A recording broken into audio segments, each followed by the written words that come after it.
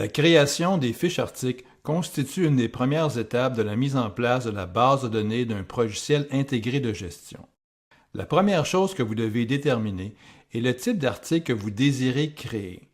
Le type d'article choisi déterminera quels seront les processus qu'il sera alors possible d'effectuer avec cet article. Il s'agit d'une décision fondamentale que vous devez prendre avec le plus grand des soins. Une mauvaise décision à cet égard pourra dans certaines conditions être corrigée, mais de toute évidence, il est préférable de faire son choix de façon adéquate dès le départ. Lors du processus de création, vous devez aussi spécifier les informations concernant les 3 dimensions de la fiche article, c'est-à-dire le code de l'article qui correspond à la dimension du mandant.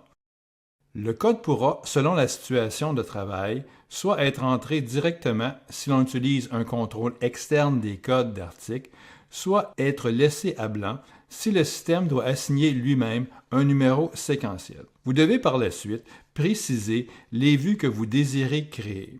Les vues représentent essentiellement les différents processus pour lesquels vous désirez définir les paramètres de gestion à utiliser pour l'article en question. Finalement, vous devrez préciser les structures organisationnelles à utiliser, et ce, en fonction des vues que vous aurez sélectionnées.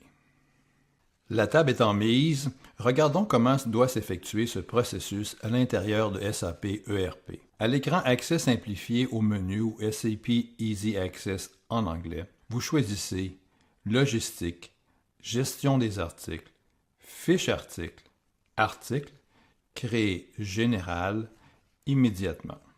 En double-cliquant sur la ligne de la transaction dans le menu, vous lancez automatiquement son exécution. Vous pouvez aussi entrer directement la transaction MM01 dans le champ d'entrée des transactions, en haut à gauche de l'écran, puis appuyer sur la touche Entrée ou sur le crochet. À la fenêtre Créer article, écran initial, vous devez entrer les informations suivantes. Dans le champ Article, en fonction de la politique de l'entreprise, vous entrez soit le code d'identification que vous devez attribuer à l'article à créer, soit que vous laissez ce champ à blanc si votre environnement de travail prévoit plutôt que le système doive affecter automatiquement un code séquentiel. Les options disponibles dans le champ Branche varieront selon la configuration de votre système. Le choix le plus courant est Commerce, Retail en anglais, mais il pourra en exister plusieurs autres selon la configuration de votre système.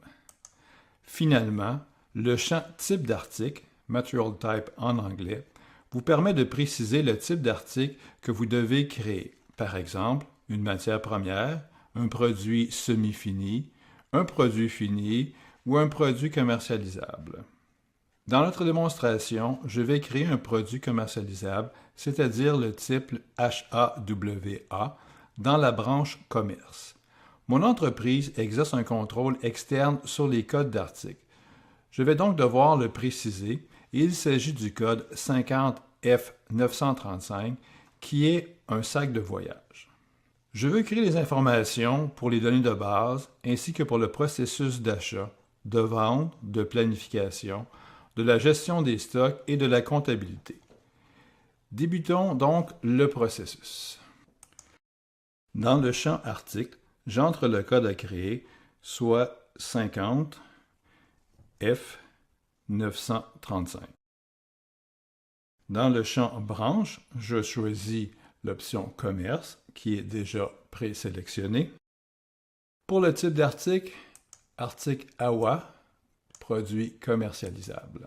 Vous remarquerez que les différents codes des types d'articles apparaissent avant la description des types d'articles. Je trouve que cela est très pratique et permet d'éviter certaines erreurs. Si vous ne voyez pas les types d'articles avant la description, vous pouvez vous référer au chapitre sur la navigation afin de personnaliser votre interface de façon à faire apparaître les différents codes des types d'articles. Pour poursuivre le processus, vous devez soit cliquer sur le crochet vert en haut de l'écran ou sur l'icône Sélection des vues ou appuyer sur la touche Entrée. À l'étape suivante, vous devez préciser les vues que vous devez créer. Je vais sélectionner les vues Données de base 1, Administration des ventes, données organisationnelles 1, Données organisationnelles commerciales 2, Administration des ventes, données générales par division, Achat, Planification des besoins 1, 2 et 3, Données générales, division, stockage 1, et en utilisant la barre de défilement à la droite, je vais aller chercher aussi la vue Comptabilité 1. Pour éviter de devoir sélectionner à chaque fois les onglets à créer, on peut sauvegarder ce choix en cliquant sur l'icône Paramétrage, Default Value en anglais. Cette fonctionnalité est très utile lorsqu'on doit créer plusieurs articles de suite en requérant les mêmes onglets. Donc, je vais donc sauvegarder les paramètres par défaut. En appuyant sur la touche Entrée ou en cliquant sur le crochet vert ou sur l'icône Niveau Organisation, on accède au choix des structures organisationnelles. En fonction de la sélection des vues que vous avez effectuées, les structures organisationnelles à préciser varieront. Compte tenu de la sélection que nous venons de faire, il faut préciser l'information concernant la division, le magasin, l'organisation commerciale et le canal de distribution. Mon article est vendu dans 2 canaux de distribution, le canal DI et le canal WH. Je vais commencer par le canal DI. Ma division sera ici 50 PT, le magasin 300, l'organisation commerciale 50 FS et le canal de distribution DI. Selon votre situation, évidemment, ces paramètres-là seront certainement différents. Il suffit de cliquer sur le crochet vert ou de cliquer sur l'icône des données en haut ici pour accéder à la première vue et débuter l'entrée des données. Dans un écran comme celui-ci, le champ qui apparaît en jaune est le champ qui est actif. Les champs qui ont un petit crochet sont des champs qui sont obligatoires. Ce ne sont pas tous les champs obligatoires qui ont un petit crochet, mais ceux qui en ont un sont définitivement obligatoires. Dans certains cas, lorsque vous êtes dans un champ, vous verrez apparaître à la droite du champ un petit icône comme vous voyez présentement à l'écran. Ce petit icône indique qu'il y a déjà des valeurs prédéfinies qui peuvent être entrées dans ce champ. On ne peut donc entrer n'importe quoi. Commençons donc le processus d'entrée des données. Première des choses, la description. Il s'agit d'un sac de voyage. L'unité de quantité de base est PC pour pièces. Le groupe de marchandises, comme je vous disais, il existe des choix prédéfinis qu'il faut respecter. En cliquant sur l'icône, je vois apparaître la liste des choix possibles. Dans ce cas-ci, c'est un article pour vendre, donc je sélectionne la catégorie désirée et je clique sur le crochet. Je dois aussi m'assurer qu'il y a un groupe général de type de poste ici. Je vais entrer le poids brut qui est de 2 kg, ce qui correspond aussi à la valeur du poids net dans notre cas. Les entrées ayant été faites pour ce premier onglet, je peux cliquer sur le crochet vert.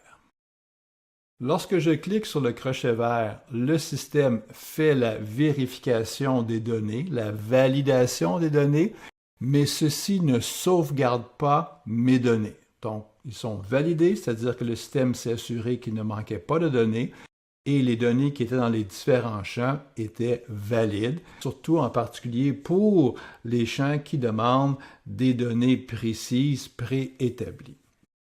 Dans ce deuxième onglet, qui porte sur l'administration des ventes, vous remarquerez que les structures organisationnelles qui apparaissent sont l'organisation commerciale et le canal de distribution. Donc, les données de vente sont organisées en fonction de ces données organisationnelles. Je vais entrer ici le secteur d'activité qui est SB dans le cas de cet article. Je vais entrer la division de livraison, donc ça va provenir de la division 50 PT.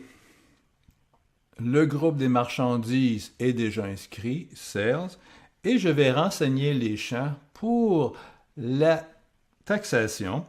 Et dans le cas ici, on va exempter de toute taxation, donc on va marquer 0, ici 0, et je crois qu'il y a un troisième type de taxation, ici 0.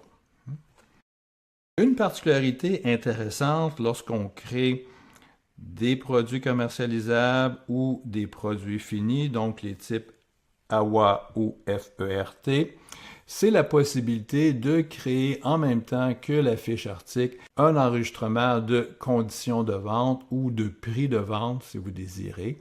Pour ce faire, il suffit de cliquer sur le bouton Conditions et ceci nous amène directement dans la transaction de création des conditions. Donc, il ne s'agit pas à proprement parler d'informations qui est stockée dans la fiche article, mais c'est plutôt une sorte d'hyperlien si vous voulez. Dans notre cas ici, le produit est vendu à 24,50 $ dans le canal DI. Donc, la quantité d'échelle commence à 1 et le prix sera de 24,50 $. Évidemment, ici, il faut faire attention à savoir est-ce que vous utilisez la virgule ou le point pour déterminer l'emplacement fractionnel, si vous voulez, de votre prix.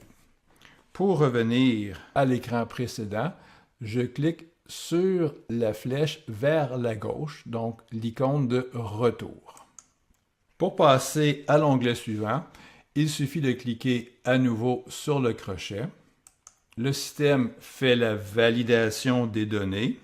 Okay. Ici, tout semblait être parfait, donc il n'y a pas eu de message d'erreur quelconque. Je peux entrer ici mon information manquante qui est mon groupe de statistiques. Je vais utiliser le groupe numéro 1. Remarquez que les deux autres champs à rentrer sur les groupes de produits, normal, normal, sont déjà là. Donc, je vais cliquer à nouveau sur le crochet et j'arrive à l'onglet Administration, données générales par division.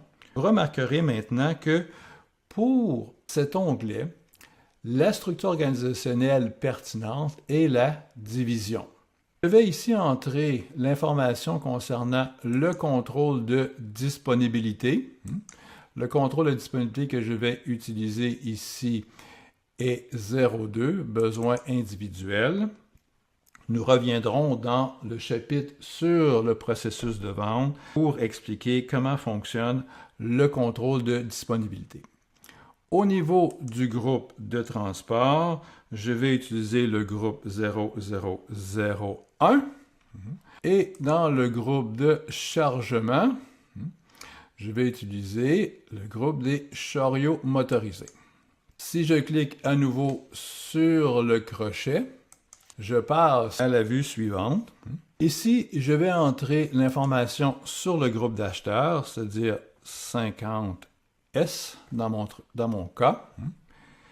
Il y a évidemment plusieurs autres champs dans cet onglet qui pourraient être intéressants d'utiliser.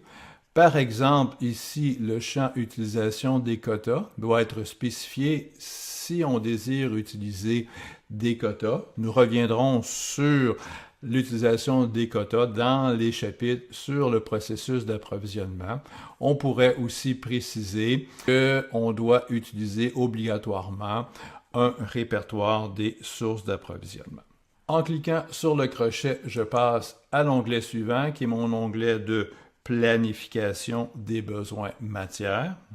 Un champ très important ici au niveau de cet onglet, c'est le type de planification, c'est-à-dire de quelle façon je vais gérer le processus de planification sur cet article. Nous allons utiliser une planification déterministe, ou planification des besoins matière standard, donc le type PD.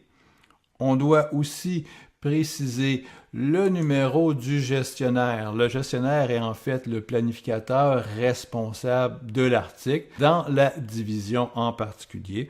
Donc ici, notre gestionnaire sera le gestionnaire 050. Je dois aussi préciser de quelle façon je vais gérer la taille de lot. Et par simplicité, ici, je vais prendre une taille de lot fixe, c'est-à-dire le code de lotissement FX. Vous remarquerez évidemment qu'il y a mon petit icône à la droite du champ. Et si je clique sur l'icône, je vois apparaître les différentes possibilités. C'est une taille de lot fixe. Je vais donc aussi spécifier la taille de lot elle-même qui sera, dans mon cas, de 1000 unités.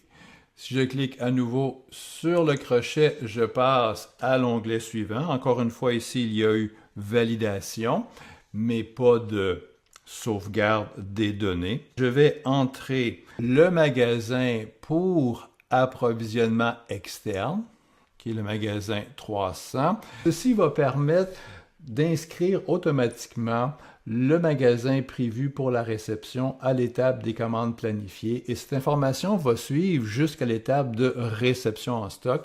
Donc, ça va m'éviter d'avoir à l'entrée inutilement dans le processus. Il s'agit d'un produit qui est acheté à l'extérieur. Il a donc un délai prévisionnel de livraison. C'est le nombre de jours que le fournisseur devrait prendre pour livrer le produit. Ici, 14 jours, journée calendrier, donc 2 semaines essentiellement. Et une fois reçu, j'ai besoin d'une journée pour faire le traitement de la réception. Un autre champ important aussi sur lequel nous allons revenir plus tard est la clé d'horizon, le Schedule Margin Key, qui indique la façon que vont être calculées les différentes marges de planification. Nous allons revenir là-dessus dans quelques semaines. Donc ici, la clé d'horizon que je vais utiliser, c'est la clé 001. En anglais, ça s'appelle un Schedule Margin Key. Je clique à nouveau sur le crochet pour passer à l'étape suivante. Et ici, dans l'onglet Planification des besoins 3, un champ très important est le champ Groupe de stratégie qui permet de déterminer si l'article, par exemple, sera planifié en fabrication pour stock ou un assemblage sur commande, etc. Je vais utiliser la stratégie 40, qui est une stratégie de gestion des stocks en planification pour stock, donc c'est probablement la stratégie la plus utilisée. Le mode de comparaison des besoins, je vais utiliser 2, qui est une comparaison amont et aval, sur lequel nous allons revenir dans le chapitre sur le processus de vente avec un délai amont et aval de 30 jours. Vous remarquerez que le champ contrôle disponibilité est déjà entré. On l'a entré dans un onglet précédent et la valeur, évidemment, a été reproduite ici. Dans le délai total de réapprovisionnement, c'est le champ qui est utilisé pour les promesses de livraison. Et encore une fois, on va revenir sur ce processus-là dans le chapitre sur le processus de vente. Et ici, je vais entrer 15 jours. À noter qu'il s'agit d'un produit à avoir. Je n'ai pas vraiment besoin de l'entrée. Si je clique sur le crochet encore une fois, je passe à l'onglet suivant. L'onglet Division Stockage 1 n'a pas de données à entrer. Il s'agit simplement d'initialiser cette vue pour les transactions futures. Je clique à nouveau sur le crochet. J'arrive finalement à mon dernier onglet, qui est l'onglet de comptabilité. Il s'agit d'un produit inventaire, donc tous les produits inventaires ont une classe de valorisation qui va contrôler le processus d'entrer des données dans les livres comptables. L'onglet comptabilité contient un champ qui s'appelle code de prix qui va me permettre de déterminer si l'article est géré selon un prix standard ou selon un prix moyen pondéré.